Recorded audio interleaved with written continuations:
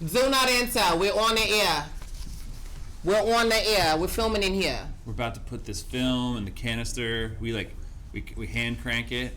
I watched Who Framed Roger Rabbit for the first time the other day in a long time. We changed the sign on the outside of the door because we're about to go live. You know. No, I'm good. I got it right there. We're some hydration. You know, really get in the zone. AutoZone. Make it happen. Look, the clock becomes 4:20, guys. Boom. There should be some like church bells or something that happen. I mean, you know, all the ring. hours on the clock. 4:20. Are you listening? Boop, boop, bop, bop. We got the disco ball out. You know, that's close. We break out the disco ball at 4:20. Beautiful sight, we're walking tonight in the 420 Wonderland. Why does that song always make me like kind of teary? Like that song is very nostalgic. And the fact that I have the voice of an angel, that helps because I do. I was raised in the church. You are an angel. Mom's in the building. Rick, you know, Kalia's mom's in the building today, so we gotta be on our best behavior today. Hi, Mom. We gotta be on our best behavior. All right, I'm gonna roll the intro real quick. Sure.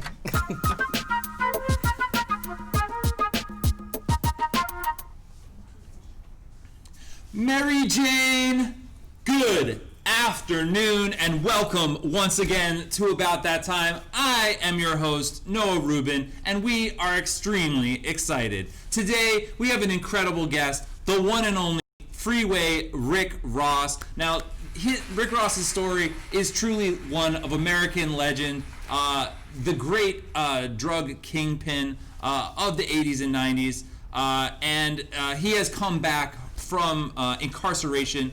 He's trying to spread good words and good deeds and good ideas, empowering communities, sharing his story, helping us all get an insight into life through his life. Mr. Ross, thank you so much for coming through, my friend. It's genuinely a pleasure to have you. All mine. Oh yeah, here we are. Now, I was actually reading a little article before you came through. In 2013, there was an LA Mag story.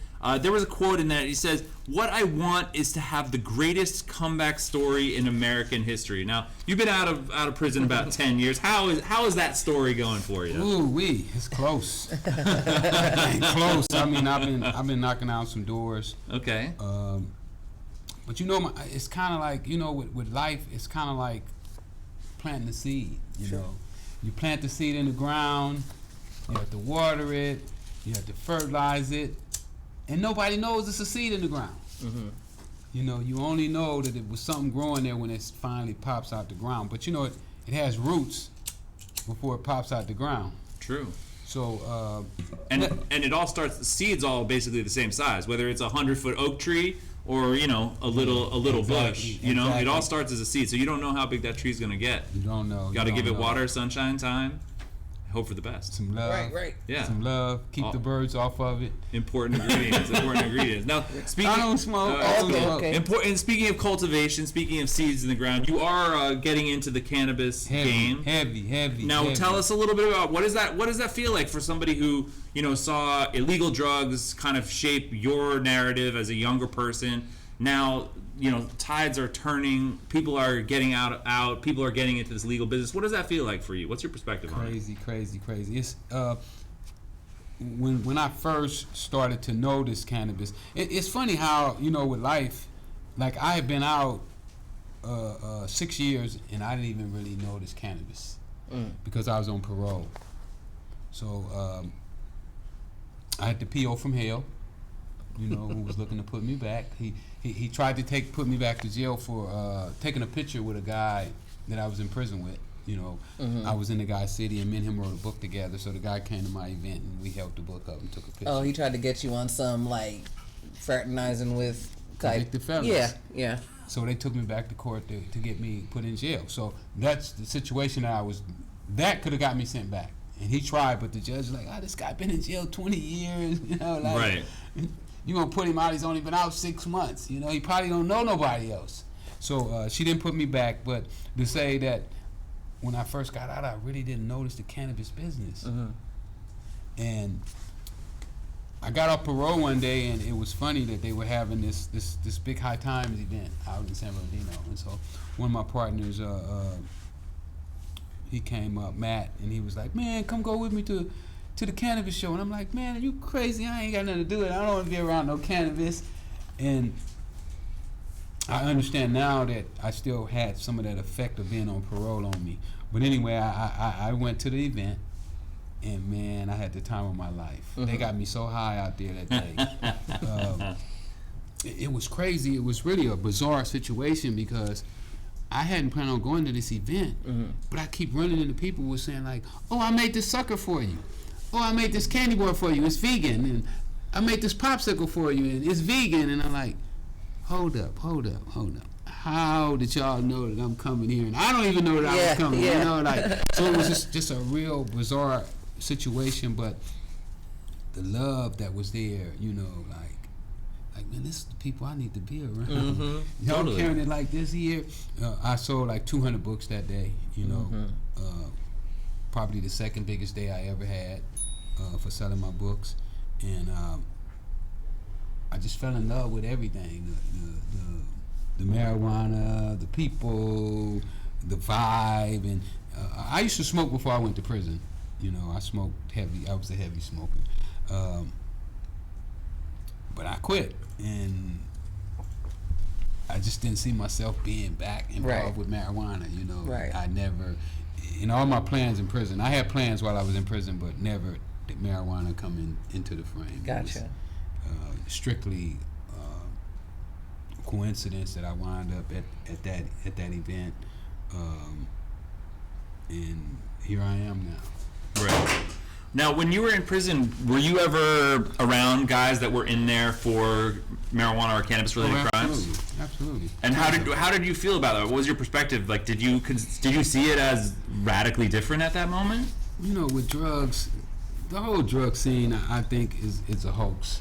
You know, to try to incarcerate yourself out of the drugs war, to me, is total BS. Mm-hmm. Impossible. You cannot do it.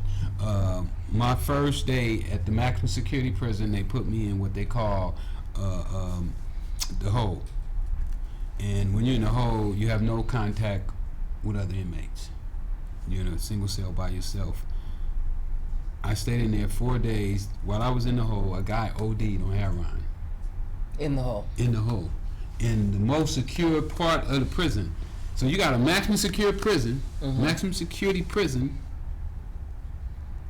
Then you have the max security inside of the prison and a guy OD. So what that tells me, if you can't keep drugs out of the hold of the prison, how are you ever going to keep them out of this country?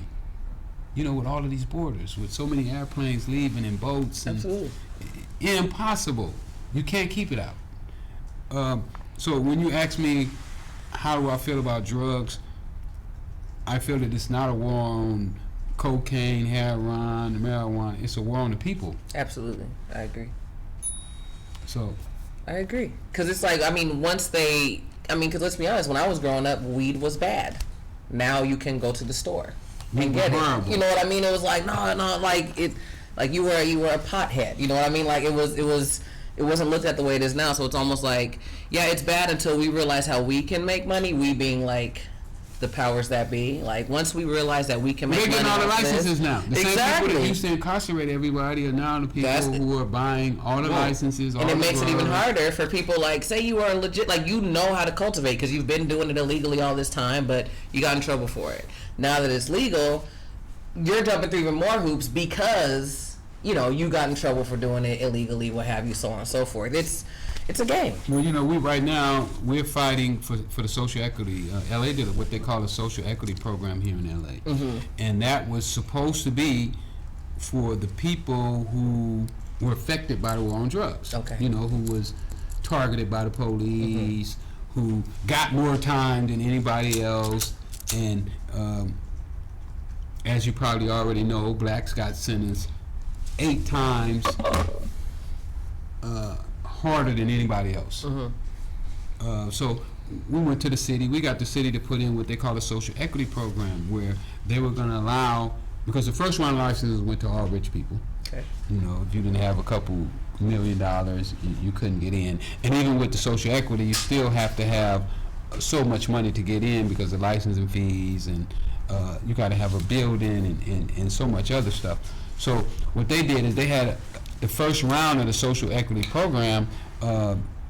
They did it, and only 4 blacks came up in the top 100. Wow. So I'm like, how could this be possible? You know, you get centers 8 times to 1, but when it comes down to getting a benefit for that, you only get 4 out of 100. That's like, what, 4%? 4%. So something is wrong with that system again. Right. You know, but I think it goes back to your initial point that there isn't a war on drugs, it's a war on people. absolutely. You know, and it's a system that's obviously systematically targeting specific groups, you know. Absolutely. And there's no fairness built into that. Haven't been. And you know, when you do your research on the illegalization, when they first start illegalizing it, some of the wording that they use to get people to go along with making it illegal, you know, because one time marijuana wasn't, cocaine used to not even be illegal in this country. You know, they used to put cocaine in Coca-Cola. And they use certain words to get the people to make marijuana where it is right now.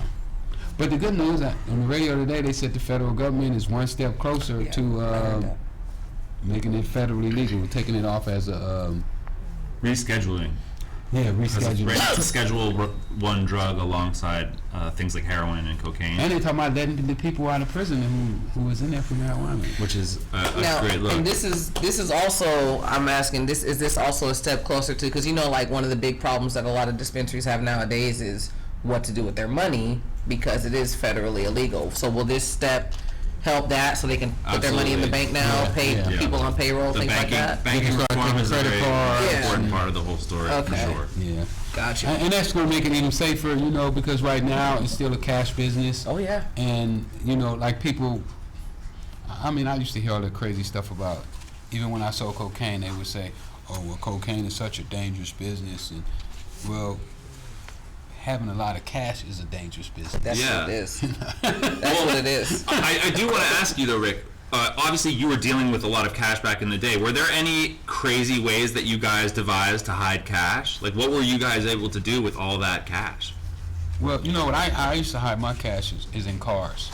Okay. I'd put it in the trunk of a car because I figured that the cops couldn't figure out which car it was in. Right. You know, just park it on the street, put an alarm on it, and forget about it, it's there, you know. And if the cops were at your house, I used to keep my drugs like that as well. And that's the way that the cops never could find any drugs or any cash. I mean, they found some petty cash a few times, you know, 40,000 here, 20,000. Petty cash. Petty cash, just 40. You know, it's a little something. And I've been something. called petty, but I don't think they were using it properly, if that's it. But nothing major, you know, because So the car is the secret though, but that's really clever because it's like there's 1,000 of them, and how are they going to know which one is which? Yeah. I like that. And so that's how I stayed a step ahead of them. Okay. Now, did you pick the car randomly that you were gonna be using? Yeah. Well, you know, my trade after high school was car theft, so Car theft, yeah. so I knew which cars were hard to steal. I mean, you know. Well, there you go. I mean, it's best to do your research hands-on. You know what I mean? Like, you do some hands-on research, you get some market insights, and you know, you move accordingly. Absolutely. And that's how I moved. So I like that. I knew which cars they would have a hell of a time trying to get. Absolutely. Good things. Well, I want to make sure we check in with our audience. Mary Jane, Snoop Dogg TV, guys, thank you so much for checking in with us. This is About That Time. I'm your host, Noah Rubin. We are here with the one and only Freeway, Rick Ross. We want to take a second to shout out our sponsors as well. G-Pen, they make wonderful vaporizers, Yes. hardware products. Loon, proprietors of fine cannabis everywhere. They make the show happen, guys. Check out their products. It's all good stuff. Now, Rick, we do a segment on About That Time. We call it Post It Up. We take some pictures. You tell us the story behind the picture. So the first image here, we've been talking a little bit about the weed game. You know, we're interested in what it's all about. This type of picture is something that, you know, if you're around it, There's a lot of folks, you're in there, it's kind of hard not to want to take a picture with the weed, right? It's like that's some pretty weed right there. Yeah, it is. That's at my man Alvo shop. I can't even think of the name of his company now, but me and him was on the black market together, so he's legal now. He has all his licenses, and he's totally legal. So I took a tour through and let people see what a legal shop looks like. It's pretty nice stuff. There you go. Now, do you feel like when it comes to your line that you're launching yourself, like how does the cultivation side of it play into what you kind of want to put out on the market? Big. I listen to a lot of these rich people talking about putting all this money in the weed business, and they never sold weed before. So I'll be like, oh, you don't know what you're talking about.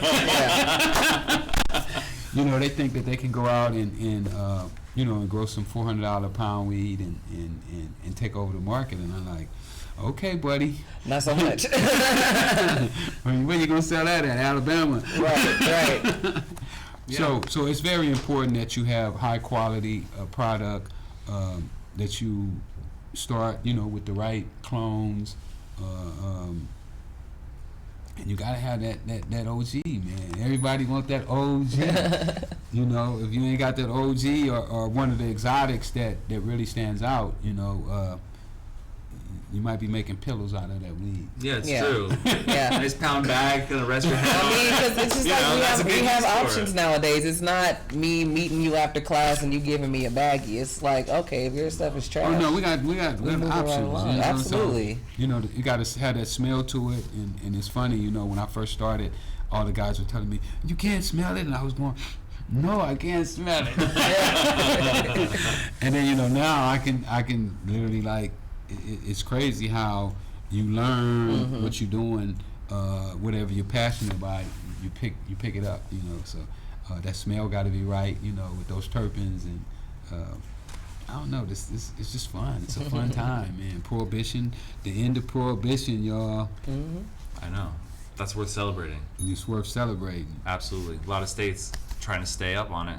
It's a good thing. Hopefully the East Coast will follow suit soon enough. Yeah. Yeah, they will. They probably, once the federal government, takes it off the controlled substance list, more people are going to probably, definitely they're going to want to go, because once that happens,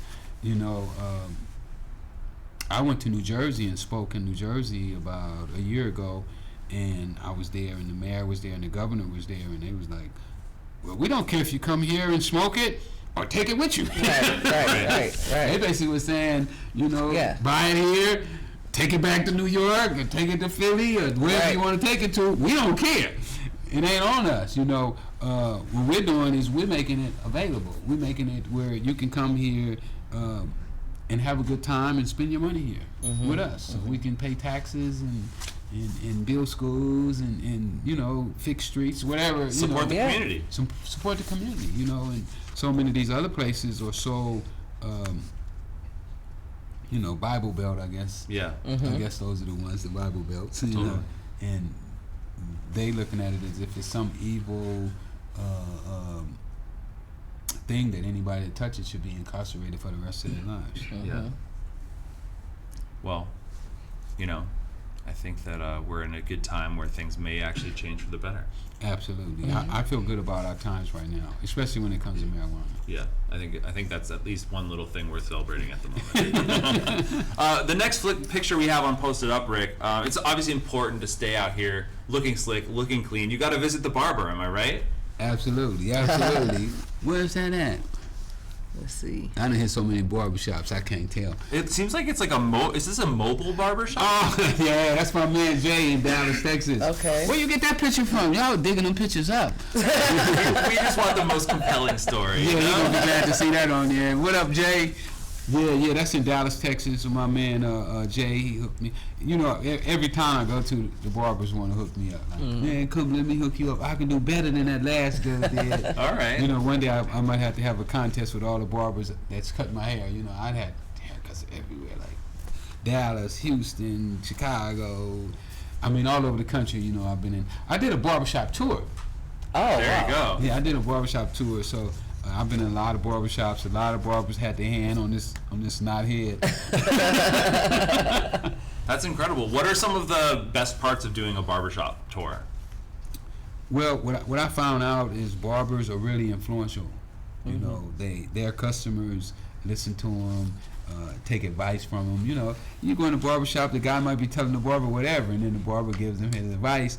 And when I was in prison, I was like, that would be a great way to market. You know, if you can get barbers on your team, you know, where they'll support you and help you and push you. And that's pretty much what I did. Okay. That's super. I would have never thought of that, but that's absolutely well, you know, correct. I'm a guerrilla marketer. Yeah. When you ain't got no money, you gotta put your dukes up. Yeah, I'm with that. So sisters, for we need to do this in the salon sweep. Hire me, book me in your salon. Let's talk about it. Let's do it. Now, speaking of boxing, you've also been kind of getting into the boxing space. Is that right? Yeah. Tell me a little bit about that. I just got off the phone with J-Rock right now. I think I can do a better job with boxers than what they're doing right now. I think the guys who are running boxing right now are doing a horrible job. No disrespect to none of y'all, like y'all, but I just feel I can do a better job. And the thing about me is, I don't know. I see stuff. You know, I could see a situation like with cocaine. When I started selling cocaine, I knew absolutely nothing about cocaine. Just for the record, for all y'all who think that I've been selling cocaine ever since I was a kid. Yeah. I used to think I was put on the earth to sell cocaine, but I don't feel like that anymore. You know, when I was a kid. But what happened is once they introduced me to it and I was involved, I started to see angles that I could make it better. And now that I'm looking at boxing, I'm seeing angles that I could make boxing better than what these guys that are doing it are making it. So I just want to try my hand in it, you know, and right now I'm talking to a couple champs, you know, a couple people with belts about me helping them with their marketing and maybe even doing some management There you go. From that aspect. Matter of fact, my guy J-Rock will be fighting January the 18th in Philadelphia, so y'all tune in on Fox. Also come out, you know what I'm saying? Come to the fight, come to Philadelphia. Boxing promoter, I like it. Well, if you're promoting, you got to bring people together. People like to come together around food. This next picture seems like a lot of good folks enjoying a really solid meal together. Where are you guys at in this picture? Oh man, we at Nick's on Beverly. That's Nick's on Beverly. Another one of my friends, Brandon. That's his restaurant. It's a vegan restaurant, totally vegan. You know, no animal, nothing had to die for the people there to eat. There you go. Hey, healthy. And what we were doing is I do a cannabis tour, where people come from other states and they want to go around and learn about the business, because you know some states never had a legal grow or never had a grow that nobody know about. You know what I'm saying? I don't think nowhere that there's not illegal growing going on. Nowhere in this country, I doubt it. Yeah. Somebody's doing something. Somebody's doing something over there. So with these people, they had never saw a grow. They had never saw a marijuana plant growing up. So what we did is we set up a tour. Sabrina is the one that came up with the idea, and she was like, well, Rick, I know you know all the people who do the distraction, the manufacturing, the dispensaries. Let's set up a tour for people who want to learn about it to come out and learn the business, and that's what that is. Okay. A great experience.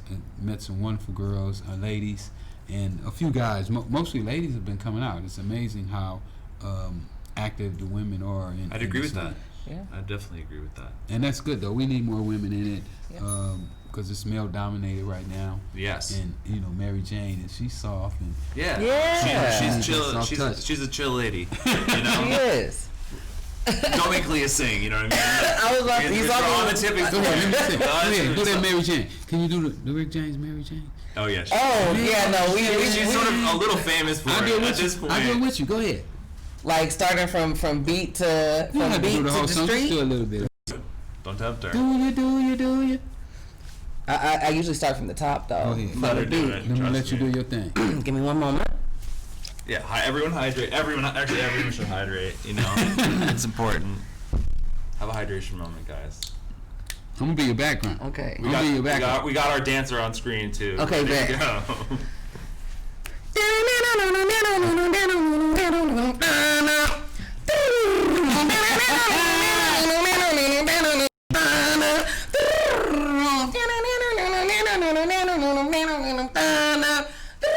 One more.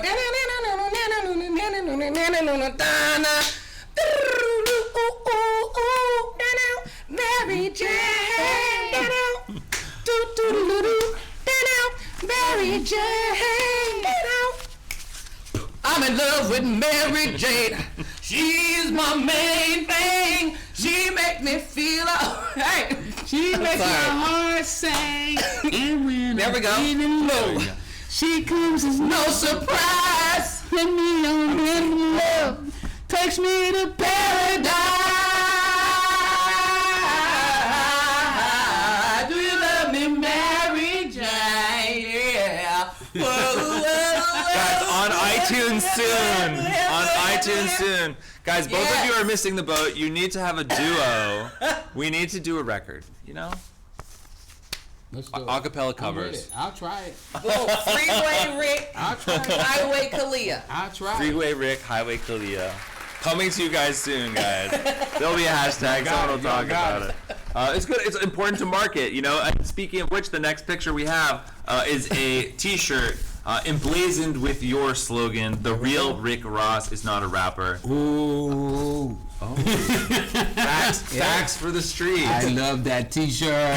Man, thank you. Oh man, that T-shirt is something.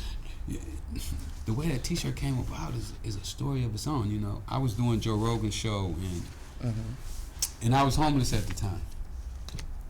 And Joe Rogan wanted me to come on the show, so I go on the show and I'm like, Joe, I'm doing bad. You know, I don't tell him I'm homeless, but things ain't going good for me. You know, my mom just lost her house. We got put out. You know, the marshals kicked us out, told us to get all of her stuff and hurry up. And it was like the worst that I'd ever been, the lowest point I'd ever been financially. And I go on Joe Rogan's show and I'm telling Joe this, and Joe was like, man, you ought to do a T-shirt. And I was like, I can't believe he said do a T-shirt. I couldn't believe that he didn't go in his wallet and pull out $10,000 and say, here, Rick, here's $10,000, here's $10,000 loan. But he didn't. He said, go do a T-shirt. You should do a T-shirt. So I walked out of there, and when I left the studio, I was like, can you believe Feeling that some type shit? of way. Absolutely.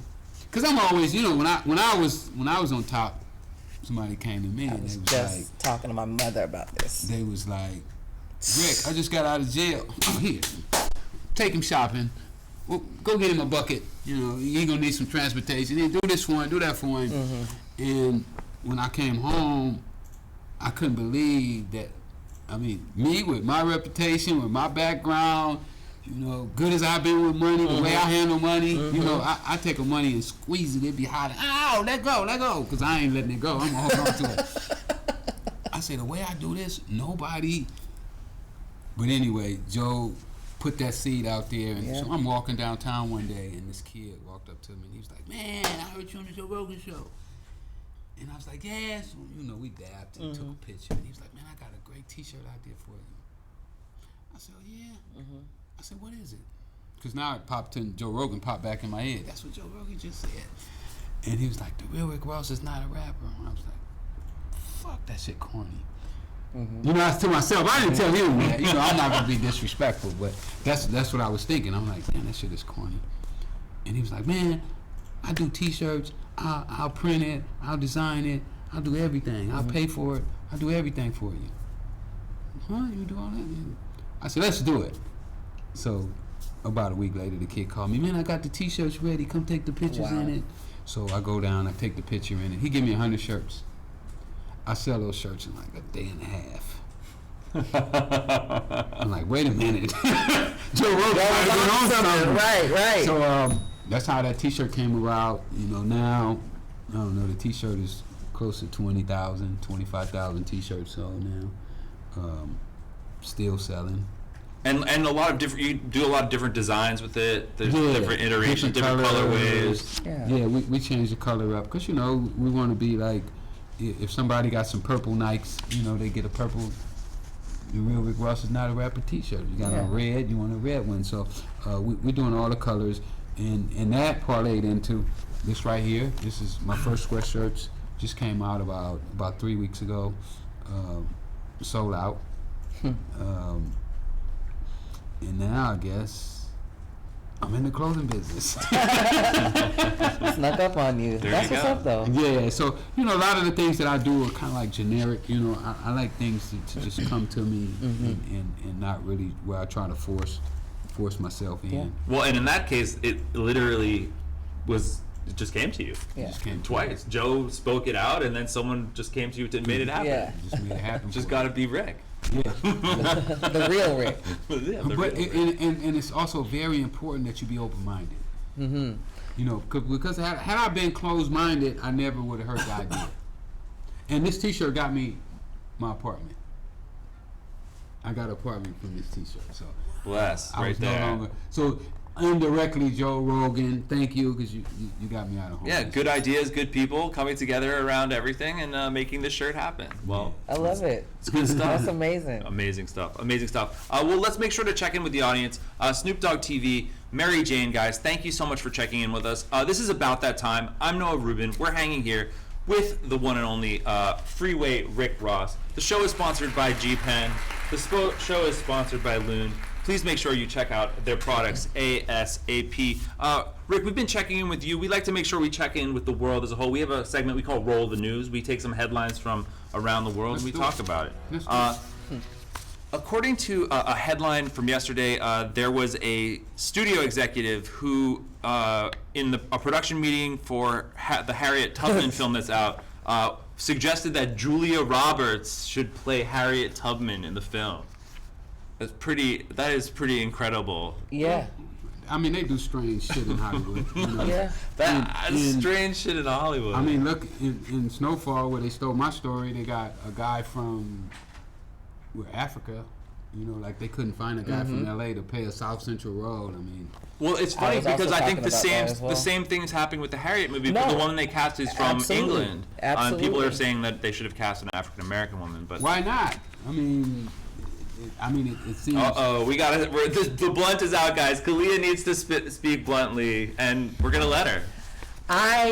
This topic resonates with me so heavily, especially as an African American actress. I feel like, I mean, as an actor, your job is to bring whatever's on the page. You know, you're bringing it to life. You're bringing feeling from it. Like, no, I don't need to be a former crack addict to play a crack addict. However, if you've had certain experiences in your past, you can pull on anything to kind of, you know, pull that out a little bit more. I feel like Hollywood has a problem, specifically with African American women, in portraying a great African American woman, but not allowing an African American woman the role. It happens with women a little bit more than men, because we were able to get, you know, we got Denzel to play Malcolm X, which he completely killed. That when I think of Malcolm X, I picture Denzel Washington's face. You know, we have Chadwick Boseman, who's played Thurgood Marshall. We have, you know, all this types of that. But to have not only a British woman playing Harriet Tubman, she's a British woman who has in the past, because Twitter always catches up to you, made statements ill in regards to African Americans specifically. You know, it's like, yes, black is black, sure. And I'm not saying this to down anybody, but when you've been in the past and you're saying things like, oh, ghetto African Americans, or you're mocking the way we speak, you're mocking the way we dress, you're mocking some of the things that we've been through, and you think a couple of years, and because you got to play Celie on Color Purple, we're going to forgive you for that. Not when you're coming out and now you want to play Harriet Tubman. Harriet Tubman to an African American woman that's it. Like that's it. That's fearlessness. That's looking death right in the face and going straight for it. Like you can never as a black woman give up when you know you have at least her as an example. And to have that portrayed by someone who not even 5 years ago was calling me ghetto for being an African American, and specifically wanted the world to know that she was a black Brit and not an African American, it's kind of like a slap in the face. And it's almost also too when the follow on that point is she really don't know the plight. It's like a feeling. A lot of people, they look at us in this country, and they don't really know what we went through. You know, they don't know that me myself, I've been handcuffed Right. and beat in the head with flashlights for no reason, nothing. All I did was surrender. I got on my knees. I allowed them to handcuff me, and they went to beat me in the head with flashlights. Let the dogs bite me. So for people who don't understand what African Americans really went through in this country, to come over and criticize us, because a lot of Africans do it as well, and I got a lot of love for Africa, you know, the motherland and Africans in general, but they don't know the plight that we went through in this country, that slavery did to us, that Jim Crow, the segregation, still today that the police put us through. I mean, right now, just a couple weeks ago, a cop pulled me over. I got my driver's license, my registration, my insurance, and he wants me to sit on the curve. And he tells me that if I don't sit on the curve, I'm going to jail. Well, I am going to jail because I'm not sitting on the curve. You know, I don't want to go to jail no more, but for some things, I will go to jail for it. And for people who have never experienced the life that we have experienced in this country, will never understand. Yeah, I just feel like sometimes you gotta understand a connection is more than color. Yes, she's black, so of course, you know, that's one of the main. Yeah, if you're gonna play Harriet Tubman, you should be black. But there's a feeling that just isn't there. that you weren't able to. Just the color of your skin. Exactly, but you know, that she got that role. Mindset. Right. Of being black. You know, if you don't have that mindset, I mean, you could be whiter than anybody. Absolutely. I've seen black people whiter than anybody I ever seen. You Absolutely. know, so that the color of your skin don't really make it. The point is your mindset, how you feel, and how you look at society. Absolutely. Yeah. But Julia Roberts would have done a hell of a job. Way to bring it around. Right. Way to bring it around. The next story on Roll the News, guys, because we're keeping it rolling. People are selling 3D virtual sex models of celebs and their exes, guys. You can submit photos of pretty much anyone to these software programs and render 3D sex models out of them. I mean, you know, you thought it was cool to post your picture on the internet, but now you can be turned into a 3D model that someone somewhere could have sex with. I am not okay with this. What's happening? That's what we get, guys. We let ourselves get sucked into all this internet shit, and this is where we came out. Weird. Who is that lonely? That's a lot. That's a lot. Apparently, celebrities like Emilia Clarke and Emma Watson are particularly. Now, how do you know that they're anatomically correct, though? Like, you don't know what's going on underneath this shirt. Maybe there's some like user settings. You know, you can like tweak some parameters based on, you know, like you can augment or reduce basically wherever you feel like Emma Watson fits in your psyche. Custom make it for yourself. Huh? There you know go. What I mean? Oh, you know, it's like you buy a car, but sometimes you want to put your own color paint on it, right? More power to you. Okay. It can happen. Either way, guys, that's disturbing technology. I think we should definitely think about how we can keep that one as chill as possible. We have a third story tonight, and you spoke a little bit earlier about all the reforms that have been happening in drug regulation. This is a story about DMT. That's a psychedelic drug that research is actually saying that the brain waves that occur when you're high on this drug may explain the nature of consciousness itself. So DMT is a very, very, very far out psychedelic. That's something that's getting a lot of reform for research, for medicine. And so it seems like there's a lot of change going on. Have you ever gotten into any kind of like psychedelic drugs at all? No, I never heard of it. Never heard of it. Never heard of it. What do you think? You ready to go to another galaxy that may explain the nature of consciousness? It sounds interesting. Sounds interesting. And I'm with anything that's going to help me better myself. Okay. So, you know, it's something that Taking a journey, even if it means taking a little journey. I mean, if it takes a journey that's gonna explain consciousness to you, I mean, I might be willing to take that journey. Yeah, just jump into that other state of consciousness. Yeah, dive right in, take a swim. I'm into doing new things. You know, experimenting. Totally. But maybe like keep the 3D VR sex robots to themselves, you know? Yeah. No, we can go into another dimension in our psychology, but let's not create one in some weird 3D goggles. No, very strange.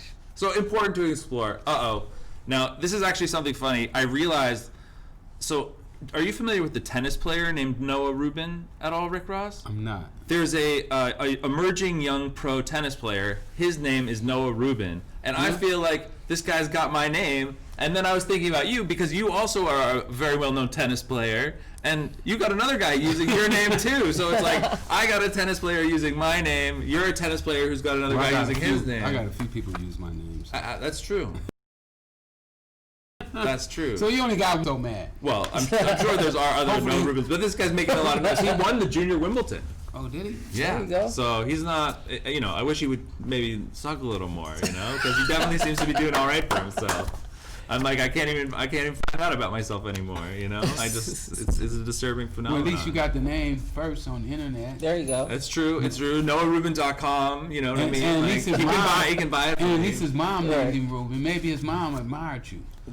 Oh yeah, she could have been This familiar. is gonna be some full circle story one day when you run into him. When I actually meet the real Noah Rubin. See, they like my guy named himself. Right. Like, damn. What was his defense in court? He said something. His nickname was Big Boss. Somebody else named him. Somebody accidentally football or some crap. Right? Somebody accidentally called him Rick Ross when they was trying to say Big Boss.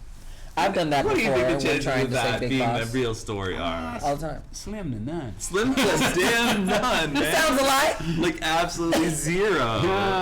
Big Boss. And then he didn't even football. I don't think. No, I don't think so. I think this guy's just an outright liar. Because, you know, we looked on the internet to find him with a football uniform on. Oh, wow. You did a little research. Yeah, couldn't find anything. We couldn't find out one picture with a football uniform on. And interesting. Here you are, All-American in the 80s or 90s. All-American football player, and you don't have one picture with a football uniform on? No, that doesn't seem What's like the that chance of makes that sense. happening? Basically zero. Yeah, slim to none again. Wow. the math is real, people. Yeah. These one people thing, need to one thing you recognize. can't argue with is math and science. No, I agree with that. And I wish more people agreed with that statement. Yeah. You know, That's people like want to like you to a T, ignore though. very basic No. truths, which should be embraced because it's, you know, It's true. What you got good there? headed. Salt rock. Well, I was about to let you know, Rick. You know, we've checked in with you. We've checked in with the world through the news. We also like to check in with other dimensions. We do something we call astrology time. We break out our salt crystal lamp. You know, we get a little vibe going on. We change the color of the screen. We go into another dimension because we check in with the horoscope. Do you follow the horoscope at all? I don't. What do you think? Have people tried to read you bits of your horoscope been read before? before. And what do you think? Were you into it? You're like, whatever. What's your feeling on People it? are pretty damn good. So sometimes on point then. Some of them are pretty good. I ain't gonna lie. I done had some like read me like how the hell you know that? Yeah. Well, so the point here of astrology time is we took some elements from your chart. We're going to read them to you, and you can just tell us if you think they're on point or not. All right. Now, you're an Aquarius. Yes. Well known, you know, being a stylish guy out better there. than Wikipedia. I done straightened that shit out, I don't know, like 10 times and they still get it wrong. Oh, yeah? Yeah. That's kind of annoying. The editor, it's not, where did you cite it? You got to cite it if you make the change. Well, I change it and then they go back and, oh, your birthday is in May. Wow. I'm like, no, I was born in January. Look. I guess I'm going to have to take my birth certificate. I mean, we got guys stealing our names. You got people changing your birthday. It's wild out there. How do you know what's what? Anyway, we got you here. You're an Aquarius. We're in astrology time. We're going to shout out our sponsors one more time. Loon, G-Pen, guys. Thank you for sponsoring the show. Check out their products. G-Pen Connect is out right now. Loon just dropped PAX era cartridges. Guys, element number one on astrology time tonight. Tell me if you think it's on point or not. They make their own rules. Do you feel like you're a guy who makes his own rules? Absolutely. Totally. On point. No other way. No other way. That's why prison hurts so bad, because every now and then I have to go by the prison rules. That must have been brutal. Then. Oh my God, it was torture. Was that took a long time to get used to? Oh my goodness, yeah. Stand up at 4 o'clock. Man, I don't want to stand up right now. I want to lay in the bed. You can go shower now. So yeah, I like to make my own rules. Totally. I believe that my rules are the rules that should be played by. Yeah. I feel the same way when I sing songs. I ad lib, and I'm like, this should have been in there. They didn't think of it originally. Right. You've expanded and augmented it. It's now my song. Now it's yours. Yeah, I feel that. Did that really come off the horoscope, or somebody told you that? No, that really came straight off your horoscope. That came straight off your horoscope. I got another one for you. You can tell me if you think it's on point or not. It says they have a peculiar or restrictive diet. Do you think that that's pretty representative? That's pretty good too. Now, you've been a vegan for a long time, that's 30 right? years. Now, would you say you're like you eat almost everything that's vegan, or are you really like, there's certain things you don't really like in the realm of vegan food? I'm pretty open with vegan food. Okay, as long as it's vegan, you're you're down to eat it. Yeah, I'm down to eat it. I mean, there's a lot of good vegan restaurants nowadays. Oh my goodness. I mean, compared to 30 years ago when you started? Oh, when I started, it was peanut butter and oatmeal. Of course. Yeah. I was in jail when I started. Right. That's go pretty in- challenging. Hey, you go up to the warden. Hey, warden, I'm a vegan. Oh yeah. Congratulations. What is that? Yeah. Yeah, so it was a little hard in prison being a vegan, but I managed. But out here, it's so much fun, and me getting to travel, so I get to go all around the country and eat at vegan restaurants, and There's always a good vibe. yeah, nobody died. Nothing died Yeah. to make the meal. No. So nothing vicious. Yeah. And do you have an opinion on the Impossible Burger? We actually talk about it a lot on the show. We I always like it. Yeah, it's pretty delicious. Yeah, I eat it quite often. Yeah. It's the nice thing is that it's pretty much everywhere, and it's vegan and it tastes pretty good. Well, here in California now, they passed a law, I think about 5 months ago, where every restaurant in California has to have a vegan option. Mandatory. So Legislation. So- The barbecue restaurant, like So- the like so we're moving. all meat, Right. the all meat pork barbecue Right. spot has But to have don't a cook vegan it on the option. same grill with the pork. Yeah, that's I was always like Everything that. just got All hit the with that. vegan restaurants. Yeah, go for Let me it. give them a pointer right now. All right. Listen, do not cook vegan food on the same grill. We don't want beef grease all over our Impossible Burger. You know what I'm saying? Cook it on a separate grill. Straight up. And when you handling the pork, take the gloves off and put fresh gloves on, please. That's respectful. That's really important. I feel that What's way the about point? onions, Just keep them as You like far away. onions? We get along, but we're not close. Okay, what about the onion family? Like, is it just like white onions or purple onions or Well, I'm green? not what about racist, if that's what you're asking. green onions, scallions, leeks? I enjoy You know what I mean? Like, scallions. those are all the onion family. See, Noah is humble bragging. You don't gotta. We know mean, you know about onions, Noah. I'm just saying. I want to understand how far this onion feeling goes. I don't like white onions, actually. Now I sound some type of way. Okay. Wow, You see how they do? she doesn't Not like white that onions. they- All right. Okay, I'm done. Gotta respect We're trying to get to the this bottom of it. onions. I gotta get these onion opinions. We have a comment from the audience, actually, guys. We like to make sure we check in with them at some course, sometime it? during the show. Who is I don't know. it? We got a ding dong. Ryder West Coast. Does this white Ryder, guy what- smoke weed? Answer: yes, Ryder. I know there was a lot of suspense in the air, but the truth of the matter is, I do smoke weed. In And fact, we were smoking weed earlier. I'm a witness to that. And Freeway Rick Ross is going to testify. I think we got another one actually. Okay.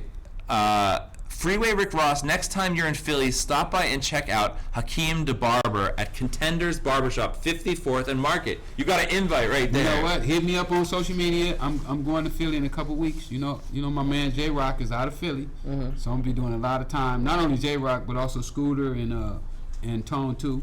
3 fighters that I'm working with out of Philly right now. So There you go. I'll be in Philly. Make sure you inbox me, send me all your information, and I'll come by and do a book signing. There you go. He's going to bring some books, guys. He's going to hang in Philly. Go to the barbershop. Yeah. Well, Sign some chill out. autographs, take some pictures. Yeah, I I'm love- down. That I that love sounds it. like a good field I trip. love that kind of stuff. Yeah. And get a nice haircut. Now I want my haircut for free though.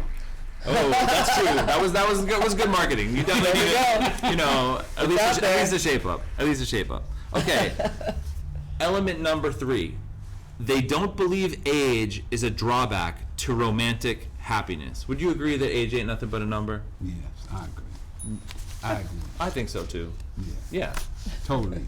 Love is love. You know. Especially if you still got it.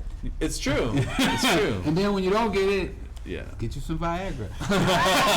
Well, sometimes it's important. You need a little assist. Hey, you know, I ain't got there yet, but when I do, I'm gonna get some assistance. Yeah, it's it's nice to have on deck. Yeah. If needed. All right. That sounds like it's pretty good. The horoscope is doing a good job tonight.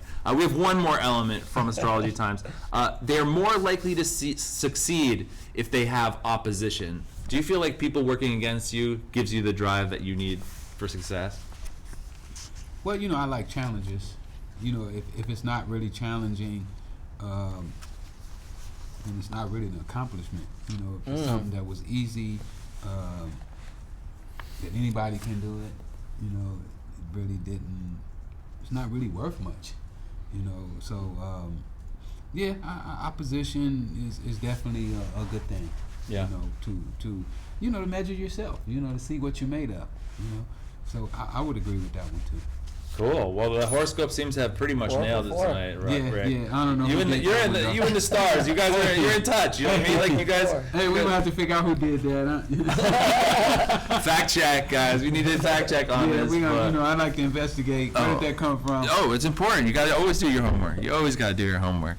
Well, Rick, thank you so much once again for joining us. I want to give one more shout out to our sponsors, G-Pen. And our sponsors, Loon, makers of fine cannabis products. Guys, this is about that time. I'm Noah Rubin. Mary Jane, Westfest TV, guys, thank you so much for checking in with us. We've been hanging with Rick Ross, the one and only Kalia McNeil. Rick, we want to make sure before we wrap up, is there anything you'd like to give the audience that they should be checking for from you on the horizon?